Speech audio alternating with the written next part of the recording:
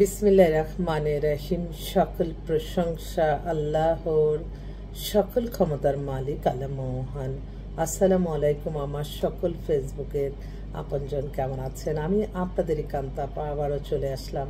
আমার এই একটাই ফেসবুক আইডি, আর কোনো আইডি নাই। দয়া করে আমাকে মনে করে কখনো অন্য আইডিতে আপনারা অ্যাড হবেন না। আমাদের হোয়াটসঅ্যাপ নাম্বারটা আছে, আপনারা কল করে সরাসরি ভিজিট করে যেতে পারেন অফিসে। আমাদের হোয়াটসঅ্যাপ নাম্বারটা বলে দিচ্ছি, 01971860261। আসলে এক আপা ফোন দিচ্ছে, আমি আর সারাক্ষণই ফোনের মাঝে হঠাৎ করে আমার ওই হোয়াটসঅ্যাপটা ডিলেট হয়ে গেছে। এখন সমস্ত বায়োডাটার মানে ডিলেট হয়ে গেছে। এখন আমার যারা আগের মেম্বার, তারা যদি একটু হোয়াটসঅ্যাপে আবার বায়োডাটার ছবিগুলি পাঠান, তাহলে আমার জন্য একটু কাজটা করতে সুবিধা। সারাক্ষণ কিন্তু আমাদের হোয়াটসঅ্যাপ ইমেল আমি কিন্তু মানে যেখানে যে অবস্থায় থাকি আমি কিন্তু আপনাদেরকে সেবা প্রদান করছি। তো আমি আমন্ত্রণ জানাচ্ছি আপনাদেরকে আমাদের পাত্রপাত্রীর সন্ধানী প্রতিষ্ঠানে। আমরা মানবতার স্পর্শে প্রযুক্তির ছোঁয়ায় আপনাদেরকে হাসি মুখে সেবা প্রদান করে থাকি। আলহামদুলিল্লাহ আলহামদুলিল্লাহ আলহামদুলিল্লাহ। গতকালও একটা অ্যাওয়ার্ড পেয়েছি। এটা হচ্ছে সমাজসেবায় বিশেষ অবদানের জন্য MGS ওসমানী স্মৃতিপদক 2024 Asia human rights review society থেকে দিয়েছে এটা। তো আলহামদুলিল্লাহ, সকল প্রশংসাই আল্লাহর। আমরা তো ছিলাম মাত্র। তো আমার সংগঠক ভাইদেরকে আমি অনেক অনেক সালাম, দোয়া, শ্রদ্ধা জানাই। আসলে আমরা হচ্ছে এমন একটা প্রফেশনে আছি, এই প্রফেশনটা দ্বারা কিন্তু মানুষের কল্যাণ হচ্ছে। তাই এই বিয়ে শাদী এমন একটা ব্যাপার, এটা কিন্তু হাদিসে লেখা আছে, একটা বিয়ে দিলে হজের সমান সওয়াব। তো আমি কিন্তু সবসময় চেষ্টা করি কিভাবে মানুষের কল্যাণ করা যায়। আপনি নামাজ, রোজায়, ইবাদত, বন্দেগী, দান, সদকা, মানুষের কল্যাণ, হজ, উমরা পালন, ভালো কাজ, এর মাধ্যমে জীবন পরিচালনা করলেই আপনি ভালো থাকবেন, অন্য কোনো এতে না। অনেক সময় দেখা যায় যে মানুষ একটু ভিন্ন পথ অবলম্বন করে তাড়াতাড়ি অনেক কিছু হয়ে যেতে চায়। এগুলিতে কেউ কখনো যাবেন না। লোভ মানুষকে ধ্বংস করে। কখনোই লোভনীয় কোনো কিছুতে যাবেন না। যেটা আছে স্বাভাবিক জীবনযাপন, আল্লাহর কাছেই চাইতে হবে সবকিছু। আল্লাহ ইনশাল্লাহ সুস্থ ভালো রাখবে। সুস্থতার চেয়ে বড় কিছু আর নাই। এই সামাজিক যোগাযোগ মাধ্যমটা আল্লাহ মেধা দিয়েছে বলেই মানুষ সৃষ্টি করেছে। এই সৃষ্টির মাধ্যমে আমরা একে অন্যকে দেখতে পাচ্ছি। হয়তো এক জায়গায় গেলাম, একটা ছবি নিলাম, একটা অ্যাওয়ার্ড নিলাম, একটা ছবি নিলাম। ছবি শুধু জাস্ট, অন্য কোনো কিছু না। অনেকেই আছে মনে করে যে ওরে বাবা, আমি যার সাথে দাঁড়িয়েছি আমি তার সাথে আমার গভীর সম্পর্ক। এই ধরনের ধারণা থেকে বেরিয়ে আসতে হবে। দেশ সুন্দরভাবে চলুক, এটাই আমরা চাই। যার দ্বারা মানবতার কল্যাণ হবে, দেশের কল্যাণ হবে, আল্লাহ যাতে তাকেই ক্ষমতা দান করেন, এটাই সবসময় চাই এবং দোয়া করি। তো এখন এই যে বর্তমানে কিন্তু এই যে চাকরির ব্যাপারগুলি, চাকরি আসলেই তো বাংলাদেশে আসলে কর্মসংস্থানের অভাব আছে। আমাদের বাংলাদেশের যারা আছে তাদের মধ্যে এই চিন্তাটা কেন বুঝি না যে দেশের বাড়িঘর রেখে তারপরে বিদেশে বাড়িঘর করে সবকিছু করে, পরে কিন্তু তারা কি আর সুখে থাকতে পারে? কি দরকারটা অন্যায় করে দেশের মানুষকে বঞ্চিত করে এই এখন তো হাজার কোনো কোটি, এগুলি না, হাজার কোটি টাকার সম্পদ বিদেশে যে করে। আরে একটা সেকেন্ডের তো ভরসা নাই। এই যে দেখেন, এখন আমাদের যারা ধরেন বিদেশে হঠাৎ করে আপনার বিদেশে ভিসা দিল না, আপনি ওখানে যে কিভাবে ব্যবসা পরিচালনা করবেন? এই যে বর্তমানে কিন্তু ভারতের ভিসা দিচ্ছে না, ভারতে যদি কিছু থেকে থাকে কেমনি কি করবেন? এই যে করোনাকালেও তো আপনারা দেখলেন না, করোনাকালে এক দেশে থেকে বিমানই চলে না। তাই দেশে সম্পদ রেখে দেশের মানুষকে আপনারা ভালো রাখবেন, কর্মসংস্থান বেশি সৃষ্টি করবেন।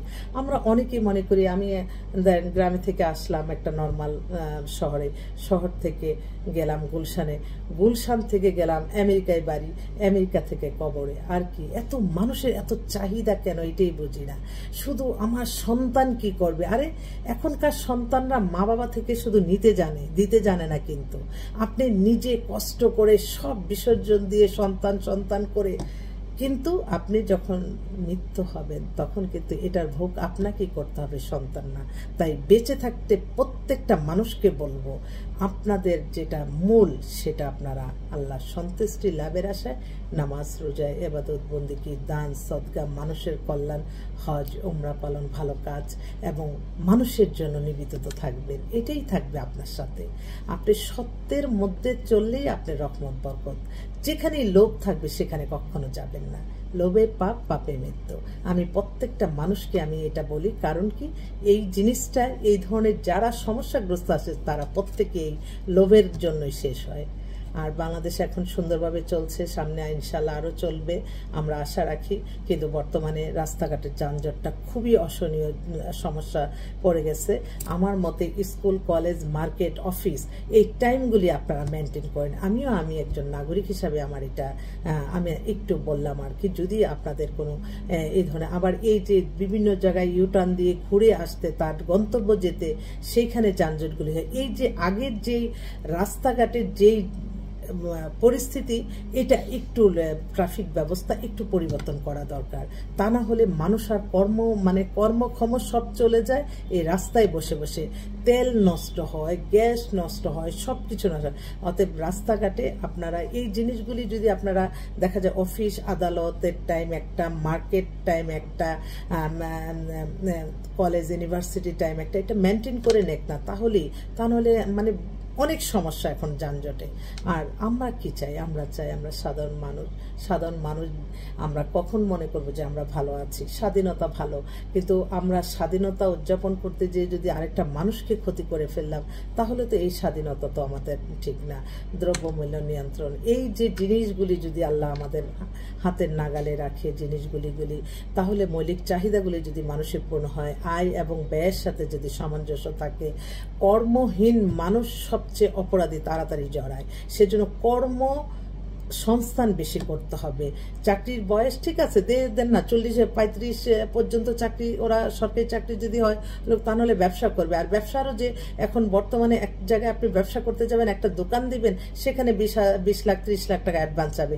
এগুলি তো একটু যারা দায়িত্বে আছে তাদের একটু এগুলি নিয়ে একটু কাজ করতে হবে। আমরা সংস্কার করব, আমাদের গণতান্ত্রিক দেশ, আমরা ভোট দিব, নিজের ভোট নিজে দিব, যাকে খুশি তাকে দিব, যে ভালো চালাবে তাকেই দিব। অনেকেই বলে যে আল্লাহ এত কিছু এখন দেখে বলে যে আল্লাহ আমরা ঠিকই অজ্ঞান ছিলাম, আমাদের জ্ঞান ফিরে আমরা যখন দেখব এই মানুষগুলি দ্বারা তো আমরা আসলে আমাদের দেশ সুন্দরভাবে চলবে, তো আমরা তাকেই ভোট দিব।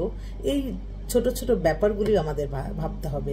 সংস্কার করব, সংস্কার কথাটা এখনো বুঝি না। সংস্কারটা হবে দেশের জনগণের জন্য। জনগণ যে নিত্যপণ্য জিনিস কমে পাবে, রাস্তাঘাটে সুন্দরভাবে যানজট মুক্ত থাকবে, কর্মসংস্থান অনেক হবে, কর্মের কারণে কেউ বেকার থাকবে না।